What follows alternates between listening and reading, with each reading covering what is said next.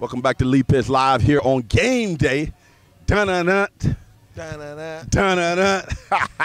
Look at this guy right here with all the fancy stuff on. He talking to a quarterback right now. Coming here with all the equipment on over here at the Firecats homecoming. All day long, Lee Pitts Live going to be right here in Fort Myers, in Billy Bowleg Park at the Firecats homecoming. It's a big event. Games all day. Got one of the coaches right here, offensive coordinator for one of the teams. Let's get the meeting. What's your full name, bro? My name is Leonard. I'm an offensive coordinator of Fort Myers Firecats 12U. Good to get you here, man. Yes, sir. Yes, sir. Now, first of all, talk about the day right now. So far, we're in the early stages. The camaraderie out here, the family feel. It just feel like another great day in Dunbar community. It's a great day going on. I mean, when you got different sides, you got families from both sides that coming together. We playing the whole day. I've been a part of this game for 18, 19 years, and it's all fun for me, you know what I'm saying? I got coaches that I coach with, they're my buddies on the other side. We vibe together, you know, but at the end of the day, you know, everybody want to be a winner, but at the end of the day, the Dunbar community is a winner at this event. And I like the fact that all the ones that come over here, they say these great things, and then they talk a little smack, too.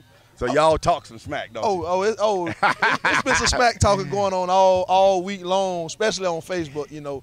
And they know me. I'm the smack talker. Okay. That's what I do all the time. But you know, they're my buddies over there at the Lions, you know. But they know it's coming today. Everybody saw another side of me on social media. I don't know if you and I are friends, but you got to like Lee Pitts Live, because I be talking smack too about Alabama. I'm from Birmingham, and I be rolling with the Tide. Okay. Okay, we might cut this interview a little short because you like Alabama. Yeah. But I'm gonna talk to you. I got all the folk in Florida mad when I said Alabama came to Florida and had some practice game with them Florida teams that then went back. Practice on Miami. Interview over with. We had a little practice. We worked. You being an offensive coordinator, we worked on our passing game, on our curls and on our digs and stuff, and then we went back home. All right, we need to get an interview about us now. We ain't gonna talk about that because I'm a Hurricane, you know. Okay, all right. I'm a diehard Hurricane. Yeah, y'all living in the past. Y'all living in 30 for 30. That's all. So y'all got a good 30 for 30. We trying to get part 3 going. Now, Bama, we can't do no 30 for 30 because we don't have anything exciting like them Hurricanes. I love them 30 for 30. Them 30, that's a good thing. No matter how many times I look at it. Now, right out here, we got some young 30 for 30. Some of these kids going to be playing on Sundays in the future. Some of them going to play on Saturdays. But the main thing I understand y'all emphasize to them is to hit them books. Talk to me, Coach. First off, I tell my kids every day, I call them student athletes, and I call them student athletes for a reason. If you don't get the student part right, you will never be an athlete.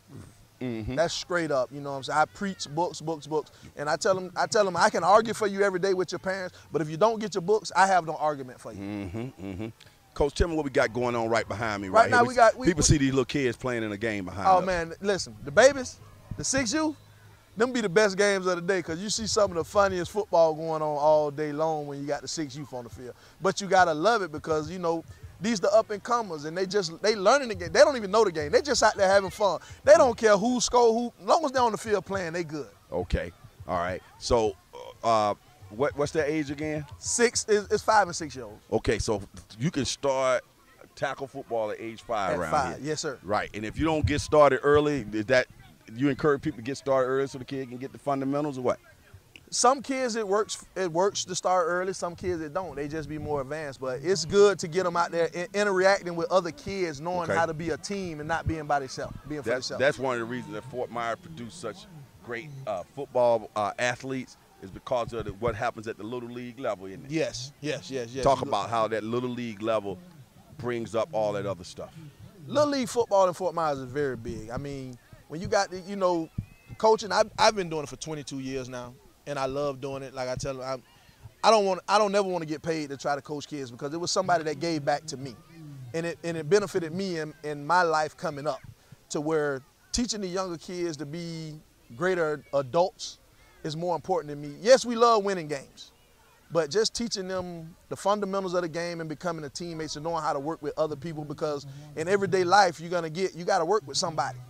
You're not just going to be the boss where you're in charge. You got to work with somebody. And once you learn how to work with somebody, everything's going to work out for you in life. Okay. Talk about practice.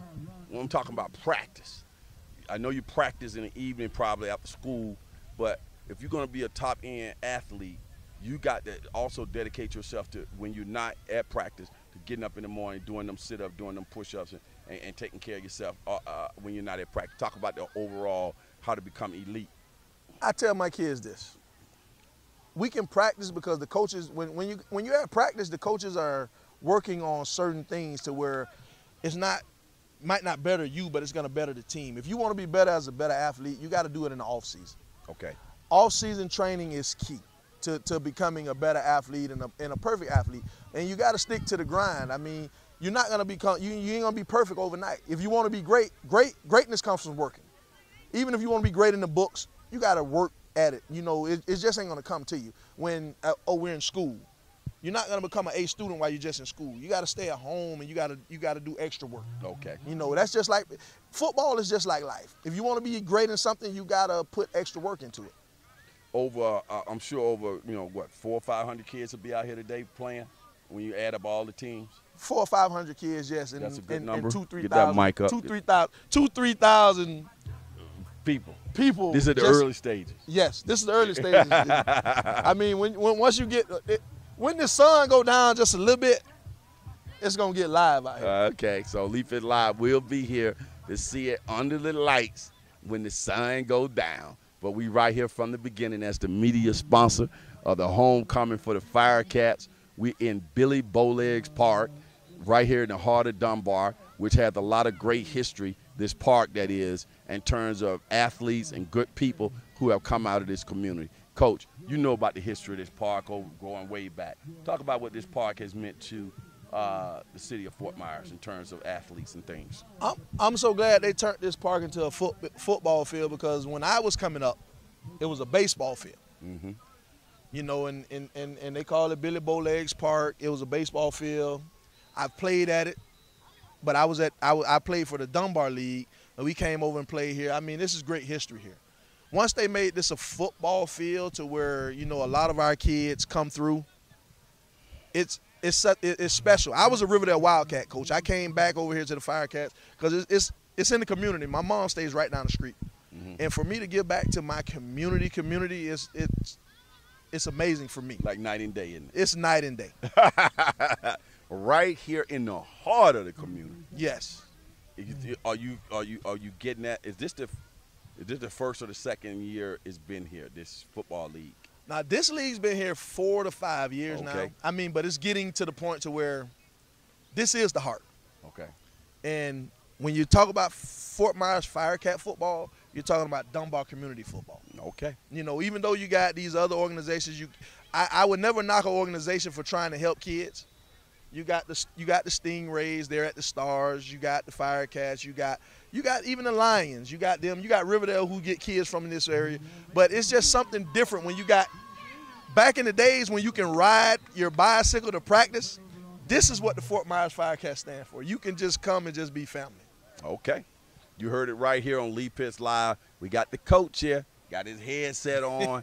He dedicated to the community, volunteering his services, and making it a better place for all of us right here at the Firecats homecoming in Billy Bowlegs Park. We'll be right back with more Lee Pitts Live. Stay right there, Coach.